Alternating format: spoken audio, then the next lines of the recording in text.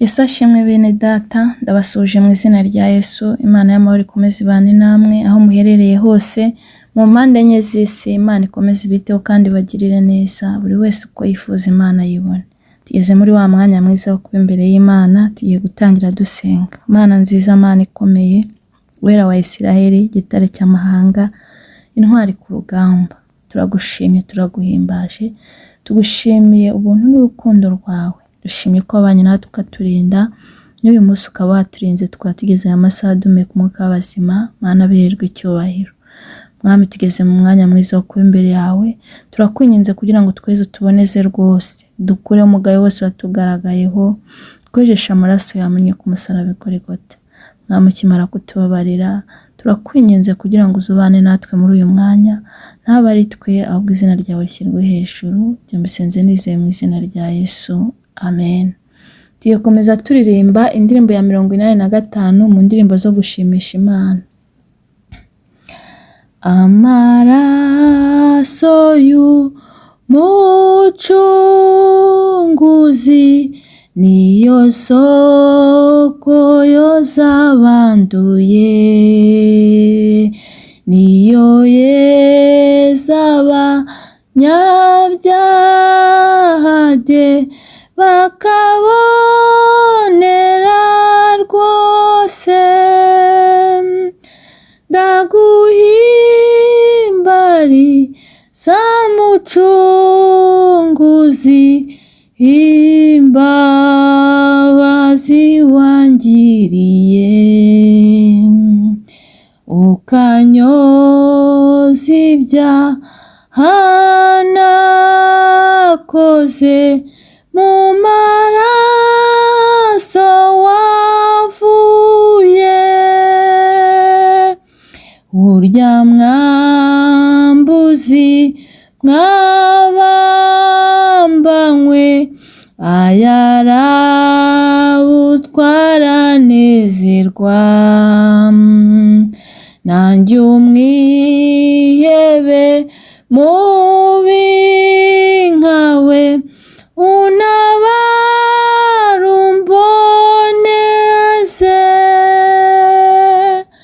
Mwami Yesu, mwana w'intama, njya ngukundira mucunguzi.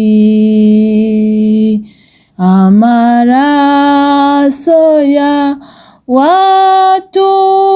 watunganye, ayo watuviriye, nta n'ikindi kibasha nkayo kudutsemba w'ibicumuro no gucungura nk'abemeye kwizera umucunguzi. Mbere yaho na yaboneye, ava mu bikomere byawe, nogeza urukundo wankunze, nzagushima ndinde mpfa. Dino mw'isi birananira kugushima uko bikwiriye, nyumuzamuru ndirurimi, nge ngusingize iteka. Ndaguhimbariza mucunguzi, imbabazi wangiriye, ukanyoza ibyaha nakoze, mu maraso wavuye. dukomeze dusoma n'ijambo ry'Imana dusanga mu butumwa bwiza uko bwanditswe na Matayo, ibice 3, turahera ku murongo wa mbere kugeza ku murongo wa 3, dutaruke twongere dusome ku murongo wa 8. Reka nsome mu izina rya Yesu.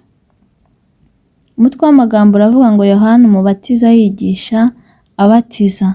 Icyo gihe Yohana umubatiza araza yigishiriza mu butayu bw'Iyudaya ati, mwihane kuko ubwami bwo mu ijuru buri hafi.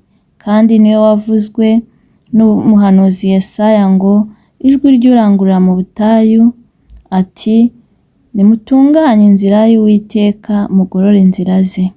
Ku 8 haravuga ngo, nuko mwere imbuto zikwiriye abihannye. Iryo ni ijambo ry'Imana. Ijambo ry'Imana ritubwiye yuko twihana kuko ubwami bwo mu ijuru buri hafi. Ni ukuri, uri mu bidatunganye ntabivemo, uri mu byaha ntabivemo, kuko nta mumaro wabyo, kuko ubwami bwo mu ijuru buri hafi. Nuko rero buri muntu wese uri mu bidatunganye ni ukuri ntabivemo, niyihane, kubera ko Imana igira imbabazi nyinshi. Naca bugufi agasaba Imana imbabazi, Imana iri bumubabarire, kuko nta kure habi wagera Imana itagukura, nta byaha wakora Imana itakubabarira. Icyo usabwa ni uguca bugufi ugasaba Imana imbabazi, kuko ijambo ry'Imana mu byahishuriwe Yohana ibice 22, 12 haranditse ngo, dore ndaza vuba, ngo nzanye ingororano kugira ngo ngororere umuntu wese ibikwiriye ibyo yakoze. Imana iraza vuba izanye ingororano kugira ngo igororere ibyo umuntu wese yakoze. Na hano rero ijambo ry'Imana ratubwiye ngo mwihane kuko ubwami bwo mu ijuru buri hafi. Imana itugirire neza. Nimureke rero dukora ibyiza, kubera ko ukora ibibi ni ukuri azagororerwa ibibi, kandi udakizwa akanga kwihana ngo azahezwa hanze hamwe na Satani. Imana itubabarire. Ariko ukora ibyiza ni ukuri Imana izamuha ubugingo buhoraho. Nimureke rero tuve mu bidatunganye, ibyo umuntu ari kugenderamo byose bidatunganye tubireke, tubivemo, duhunge umwijima mubi. Ni ukuri tugendere mu nzira nziza, kuko ari byo bidukwiriye, kuko muri iyi si turi abashyitsi, ntabwo tuzayihoramo. Niyo mpamvu tugomba guhora twiteguye, kuko ubwo umwami azaza nk'umujura, azadutungura. Ntabwo tuzi umunsi n'igihe, niyo mpamvu umuntu agomba guhora yiteguye kugira ngo tutazatungurwa. Nimureke rero twihane, tuve mu bibi, tuve mu bidatunganye. Ni ukuri ibyo wakoze byose, ibyo wanyuzemo byose, ibyo urimo byose, Imana irakubabarira nuwemera ugaca bugufi ugasaba imbabazi, kuko imbabazi z'Imana ni nyinshi kuri twe. Imana iradukunda, yemeye kuduha umwana wa Yesu Kristo kugira ngo adupfire, kugira ngo mbabarirwe nawe ubabarirwe. Nta kintu rero yakwima. Kandi ijambo ry'Imana riravuga ngo, ubwo itatwimye umwana wayo ngo izabura ite kumuduhana, ikamuduha, izabura ite kumuduhana n'ibindi byose. Ni ukuri n'imbabazi irazifite nyinshi. Ni wowe kwisuzuma, ni wowe kwirebaho, ubundi ugaca bugufi, kuko ubwami bwo mu ijuru buri bugufi. Kandi Imana ngo iraza vuba izanye ingororano kugira ngo igororere buri muntu wese ibyo yakoze. Nta habi rero wagera Imana itakubabarira. Na cya gisambo cyari kiri ku musaraba ubwo babambaga Yesu, nacyo kibambye, ni ukuri nacyo cyabonye imbabazi z'Imana. Yesu yarakibwiye ngo turi bubane uyu munsi muri paradizo, kuko cyaciye bugufi. Kubera amaraso ya Kristo, amaraso yoza ibyaha, cyabonye utabarwa, nacyo kinjira mu bwami bw'Imana. Kiba cyarakoze bibi byinshi, nawe nta bibi waba warakoze biruta ibyo waba warakoze byose. Ca bugufi usaba Imana imbabazi. Imana iracyafite imbabazi ku muntu wese wemera agaca bugufi. iteze amaboko ngo yakire umuntu wese. Ni wowe wo guprofita aya mahirwe, kubera ko tuzi uyu munsi ejo ntituhazi. Niyo mpamvu uyu munsi ari we wawe, kugira ngo uce bugufi usabe Imana imbabazi. Kandi numara guca bugufi Imana ikakubabarira, utangire wera imbuto zikwiriye abihannye, ugire ingeso nziza, ukora ibyiza, ubanire abandi neza, usure imfubyi n'abapfakazi, kandi wongere wirinde kwiyandurisha iby'isi, kubera ko nibyo biri guteza ikibazo muri iyi minsi. Ariko isi izashirana no kwifuza kwayo. Icyo usabwa ni ukugenda wirinda kwiyandurisha iby'isi. Imana itugiriye neza rero. Umuririmbyi yatubwiye ngo amaraso ya Yesu, ngo amaraso y'umucunguzi ngo niyo soko yoza abanduye, niyo yeza abanyabyaha de bakabonera rwose. Ni ukuri amaraso ya Yesu, ndashima amaraso ya Yesu, ndashima Yesu, kubera ko amaraso ye atwoza ibyaha byacu iyo twemeye tugaca bugufi. Nawe rero aya mahirwe urayafite, yaragupfiriye nanjye arampfira, wiyiteshe, kubera ko aratwoza akadukuraho ibyaha twakoze. Ngo urya mwambuzi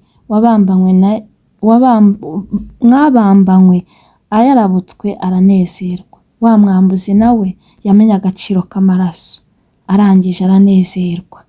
Ni ukuri arababarirwa, yinjira nawe mu bwami bw'Imana. Imana itugirire neza. Nawe rero aya mahirwe uyatesha ubusa, uyatesha agaciro.